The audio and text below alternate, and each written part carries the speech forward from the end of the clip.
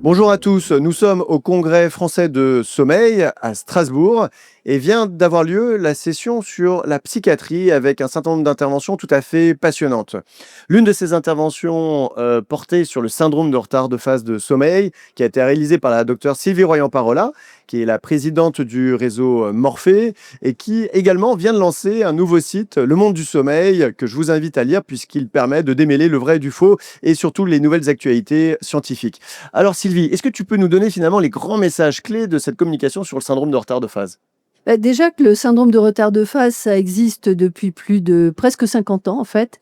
Et donc, quand les adolescents étaient décalés à cette époque-là, c'était pas en raison des écrans, c'était déjà, spontanément. Donc il y a bien une relation, par rapport à la physiologie et l'âge de l'adolescent, qui entraîne ce décalage.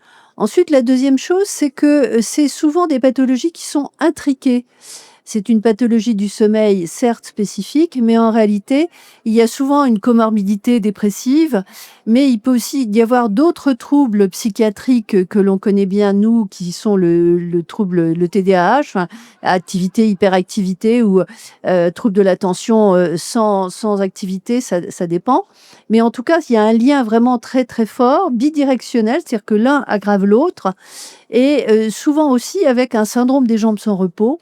Et donc là, on rentre vraiment dans un trio infernal avec le syndrome des jambes sans repos qui va empêcher de s'endormir, le syndrome de retard de phase qui décale et le TDAH qui en rajoute encore. Donc ça va être à la fois au niveau diagnostic, il faut y penser, c'est-à-dire que devant un syndrome de retard de phase, il ne faut pas s'arrêter qu'à ça, mais ensuite au niveau thérapeutique, il va falloir effectivement avoir une prise en charge complète, globale de ce patient et souvent avec une cothérapie entre un médecin du sommeil et un Mmh. psychiatre. Peut-être avant de parler de la thérapie, c'est vrai que l'aspect diagnostic paraît compliqué parce que comme tu l'as rappelé, il y a beaucoup de comorbidités. Mais en plus de ça, moi j'ai jamais eu de patients qui m'ont dit, «Voilà docteur, j'ai un syndrome de retard de phase». Comment y penser? Comment le diagnostiquer? Surtout dans des contextes aussi, compliqués?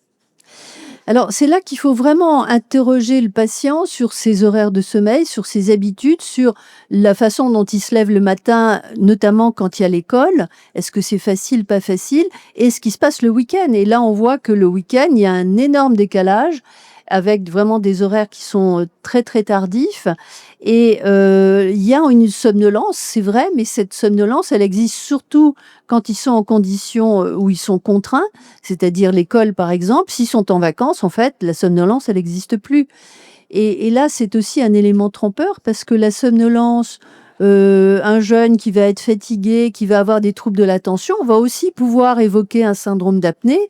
Et là, il faudra vraiment revenir à des fondamentaux. Est-ce qu'il y a des troubles respiratoires associés, notamment avec un ronflement, et parfois faire une polysomnographie pour différencier tout ça. Merci pour ces éléments et du coup l'aspect thérapeutique là aussi j'imagine il y a des spécificités. Comment fait-on? Alors, les spécificités, oui, il y a toujours une approche chronobiologique qui va permettre de jouer à la fois sur la régularité des horaires, sur l'utilisation de la mélatonine, sur le changement du comportement aussi le soir pour ne pas être dans l'hyperstimulation et ce qui va renforcer tout le décalage des horaires de sommeil, notamment évidemment l'utilisation des écrans le soir et encore moins dans le lit. Mais ça va être la prise de mélatonine avec lequel il faut trouver et l'horaire et la dose. Ça, c'est toujours difficile. Et puis, une activité physique aussi qui va permettre dans la journée, si c'est pas possible le matin, et notamment si c'est vraiment un ado très décalé, le faire se lever à 7 heures du matin va pas être une bonne idée, mais peut-être lui demander de faire du sport entre midi et 2, ou à la limite en début enfin en fin d'après-midi, tout début de la soirée, pour arriver à ce qu'il ait une activité physique, mais régulière, pour qu'il y ait vraiment un signal chronobiologique qui donne l'heure quelque part. Ouais, donc on le comprend en fait, un ensemble finalement de mesures chronothérapeutiques, la lumière bien évidemment, pour avancer l'horloge, mais aussi d'autres mesures pour participer à avancer cette horloge avec l'activité physique, tu en as parlé, qui est vraiment très important, la régularité des rythmes et aussi avec possiblement de la mélatonine en plus, pour avancer cette horloge. Voilà, bah, écoute merci beaucoup Sylvie pour tous ces messages. Est-ce que tu en as un dernier? Oui, j'ai oublié la lumière, c'était tellement évident.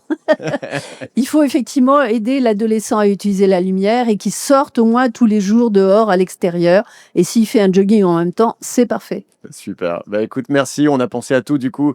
Eh bien, merci de nous avoir suivis et on espère l'an prochain que vous viendrez nombreux à ces sessions de psychiatrie et sommeil. Merci.